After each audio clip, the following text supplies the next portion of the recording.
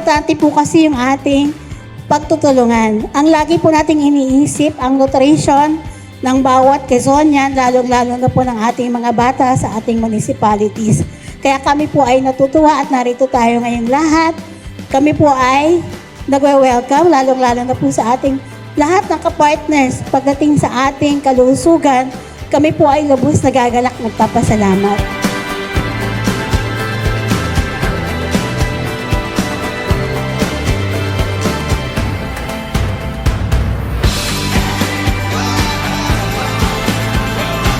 Ang kailangan natin, which is very difficult, is sustainability and consistency sa ginagawa natin. And of course, yung pababain pa natin hanggang sa makita na natin na ang ating lalawigan ay wala ng bata na nagugutom, wala ng bata na makikita natin payatot at pandak, at wala ng bata na very poor in their performance in school when it comes to literacy and numeracy.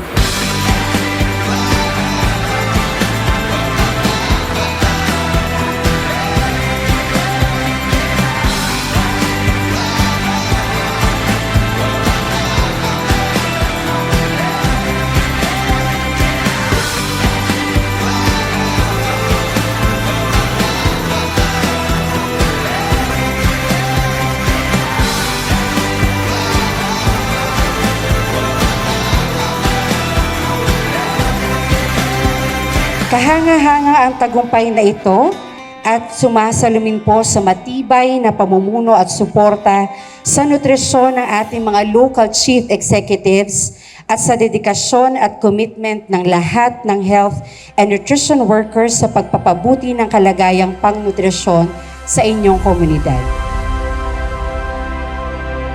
We, the Municipal Nutrition Committee, hereby commit to sustaining and reinforcing all ongoing efforts to address malnutrition in our municipalities under the Philippine Multisectoral Nutrition Project.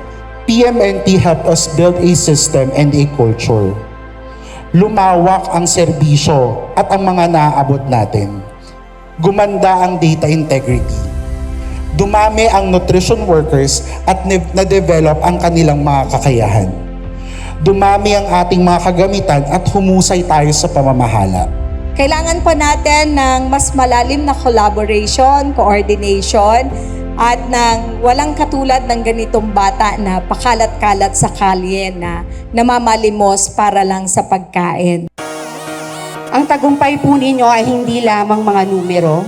Ito po ay celebration ng inyong commitment, passion, desire to build healthier, stronger, and more empowered communities across Quezon Province.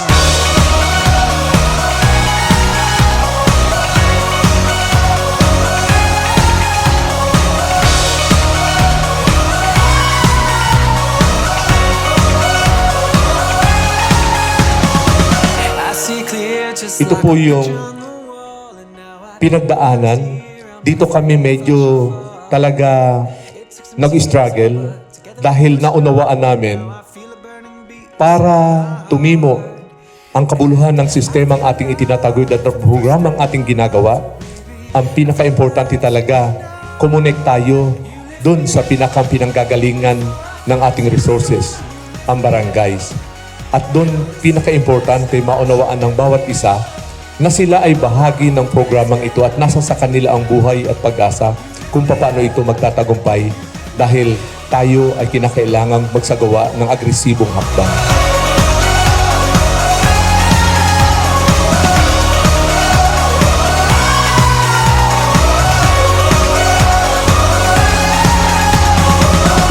Ngunit hindi po dito natatapos, marami pa rin ang dapat gawin upang makamit ang ating mithiin na isang Calabarzon na ganap na malaya sa malnutrisyon. Isang rehiyon kung saan wala ng batang bansot, wala ng pamilyang nagugutom, at bawat isa ay may wastong kaalaman tungkol sa tamang pagkain at malusog na pamumuhay.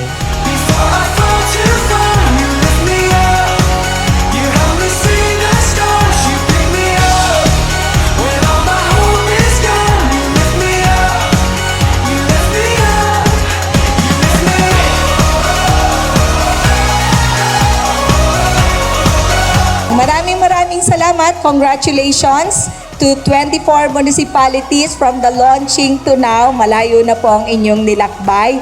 Kaya wag po kayong bibitiw. Mas lalo pa nating sipagan. Muli po, congratulations to PMNP Calabarzon and to the 24 PMNP LGUs of Quezon Province. Your dedication brings us closer to a future where every child grows healthy, every family is supported, and every community thrives. Let us continue working together towards building healthier, more resilient communities across the Calabarzon region.